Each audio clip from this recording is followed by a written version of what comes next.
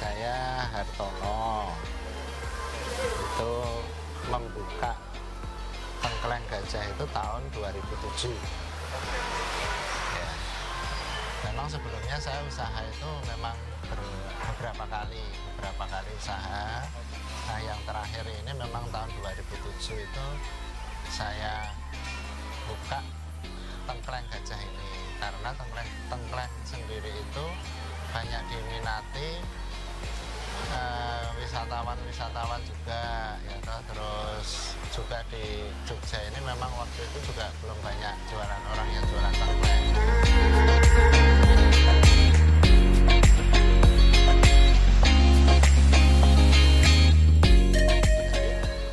Background saya itu bukan orang yang bisa masak, akan tetapi saya bisa merasakan masakan-masakan yang bisa diterima masyarakat sama masakan-masakan yang kurang bisa diterima masyarakat. Jadi masyarakat itu sebenarnya butuh makanan yang cita rasanya seperti ini nih sebenarnya.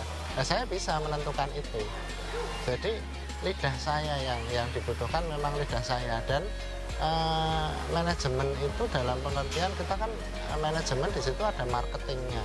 Nah, menjual tengkleng yang bagus yang bagaimana, secara fisiknya bagaimana, terus tempatnya yang bagaimana, itu memang di manajemen itu tadi, di marketing itu tadi memang butuh marketingnya, butuh bagaimana cara kita menjualnya.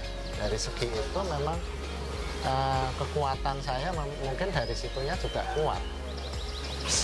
Bagaimana caranya si konsumen itu menarik konsumen itu supaya bisa menikmati tengkleng, porsinya bagus, yaitu kondisinya bagus, sehingga orang itu nikmat makan tengkleng. Itu memang sebuah kenikmatan tersendiri.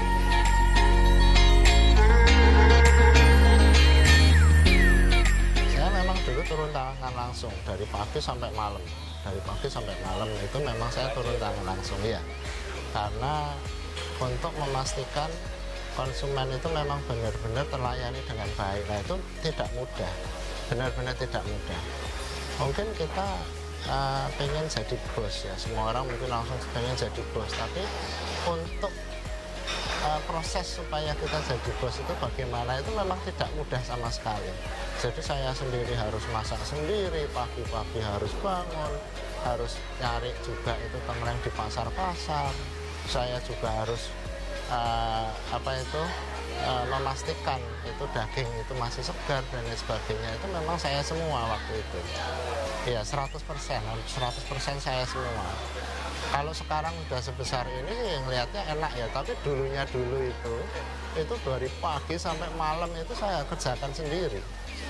Iya, artinya sendiri itu adalah ya, artinya saya turun tangan sendiri, artinya gitu.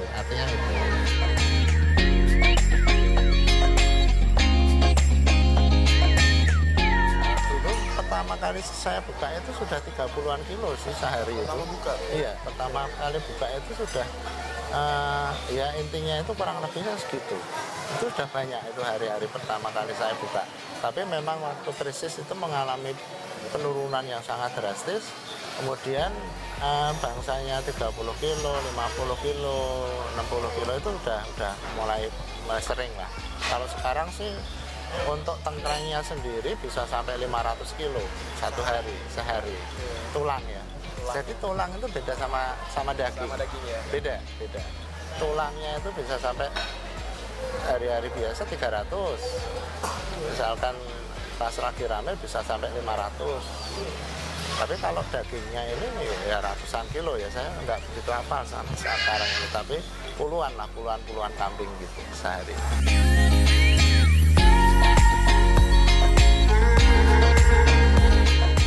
Pengalamannya ada, paling-paling ya konsumen itu ya yang kadang-kadang itu bikin kita ya memang jengkel juga, tapi kita kan juga harus melayani konsumen itu sebaik mungkin. Waktu itu kan yang namanya tulang itu kan jumlahnya tidak sebanyak sekarang ini, sehingga konsumen itu marah-marah karena tulangnya habis.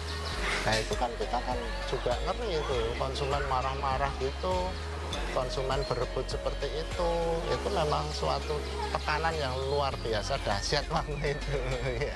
Itu yang benar-benar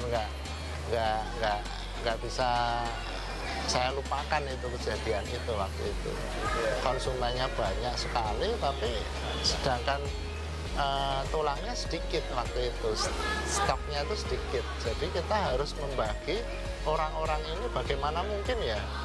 Orang itu misalkan mau pesen tengkleng misalkan 8 porsi, tapi ini kita batasin cuma 2 porsi. Orang itu kan marah, loh saya mau beli kok. Enggak, ini harus dibagi-bagi rata. Gimana ini ceritanya, mau jualan apa bagaimana? Dan memang kenyataan waktu itu mencari tulang itu nggak semudah yang sekarang, yang ketika saya sudah terkenal ini. Itu yang benar-benar saya jadi pusing. Karena konsumen yang misalkan satu rombongan itu pengennya tengkleng semua 8 porsi, tapi dia hanya dapat 2. Coba bayangkan, saya harus mengatur itu pengalaman yang benar-benar pusing. Saya pusing dibuat seperti itu waktu itu. Saat ini gitu. Iya, tapi sekarang sih sudah teratasi ya, karena setoran-setoran sudah mulai banyak.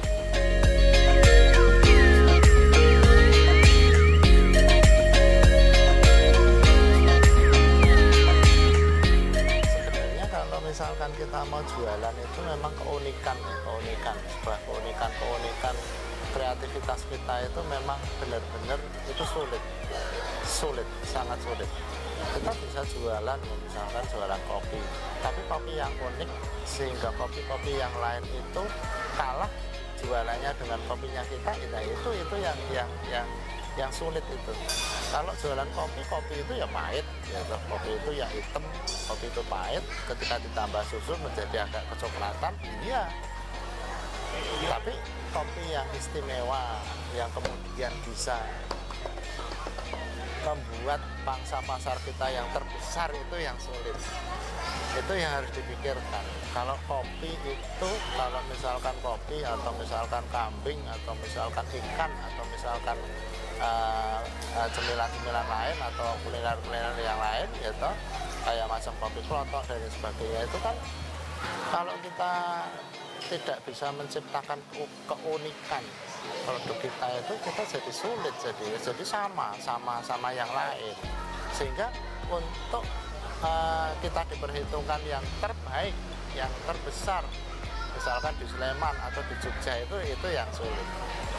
Kalau misalkan kita jualan kok rata-rata kita jualan dengan yang lain sih mungkin banyak juga orang yang bisa, tapi menjadi unik dan menjadi nomor 1 itu ya.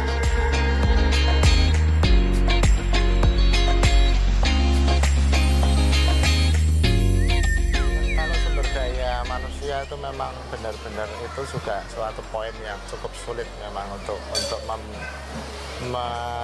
menjamin supaya sumber daya yang kita miliki itu, sumber daya manusia yang kita miliki itu berjalan sesuai dengan yang kita inginkan, memang itu sangat sulit. Ganti-ganti karyawan, yang masuk, yang keluar, yang masuk, yang keluar, itu memang bikin pusing. Nah itu biasa ya. Itu memang sebenarnya karyawan itu tidak dikasih uang banyak terus dia itu mau bekerja dengan sesuai dengan yang kita inginkan, itu tidak juga, ya toh. Tapi membuat karyawan itu menjadi nyaman, itu ya nyaman bekerja di sini, terus masih tetap bisa bertahan, itu memang sampai sekarang pun saya juga mengalami kesulitan. Ya itu perlu ketelatenan lah ya, artinya kita sendiri harus bisa mengerti karyawan itu memang jadi buku yang harus dicari dan dibaca itu mungkin lebih banyak lagi itu, karena unsur manusia ini kan tidak bisa kitanya itu terus kita bikin keras itu nanti karyawannya akan bekerja dengan baik, tapi ketika kita sama karyawan juga lemah istilahnya, longgar juga belum tentu karyawannya nanti itu akan bekerja dengan baik. Tapi yang takaran yang pas itu yang memang sampai sekarang itu memang jadi pertanyaan besar itu. Dikasih uang banyak mungkin dia bukan itu yang dimaksud gitu. Tapi diberi kelonggaran, mungkin dia pun juga akan enak-enak, tapi diberi ketegasan dia pun juga belum tentu bekerja sesuai dengan yang kita inginkan. Itu memang takaran yang pas sehubungan dengan sumber daya manusia itu memang sampai sekarang saya pun masih agak kesulitan. Tapi sih kalau dibandingkan dengan dulu, itu karyawan saya memang jauh lebih bagus ketimbang yang dulu. Karena mungkin Sabtu Minggu saya berikan tambahan. Karena kan ramenya itu kan Sabtu Minggu harus dikasih tambahan. Jadi kalau tambahan rame itu ada tambahannya. Hari-hari biasa ketika rame juga ada tambahannya. Mungkin itu akan membuat karyawan jadi semangat, itu mungkin gitu.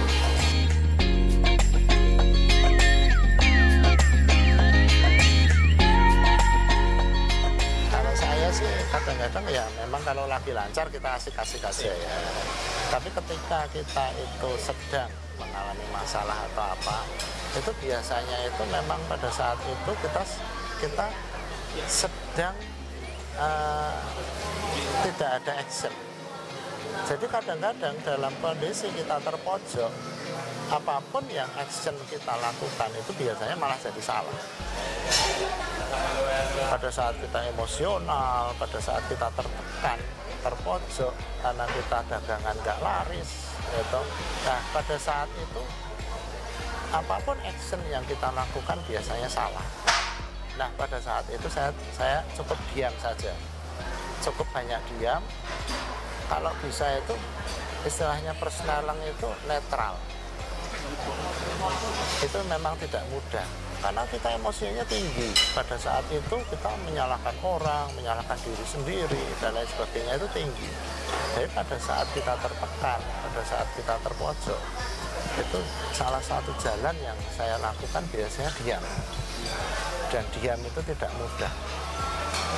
Nah, kita kemudian pelan-pelan pada saat kita sudah menemukan, pada saat kita sudah tidak begitu tertekan, kita tidak terpojok, pada saat itu kita berada di tempat yang bagus untuk melakukan pekerjaan, ya kita baru melakukan pekerjaan itu. Jadi artinya besok itu masih ada hari-hari yang bisa kita buat lebih bagus daripada sekarang. Tapi kalau kita paksakan semuanya itu sekarang, itu bisa lebih kacau, lebih parah daripada sebelumnya. Nah itu paling-paling itu aja sih kalau saya. Dan itu istri itu kadang-kadang sangat mendukung ya. Jadi peran istri atau yang tahu sifat kita itu memang sangat mendukung.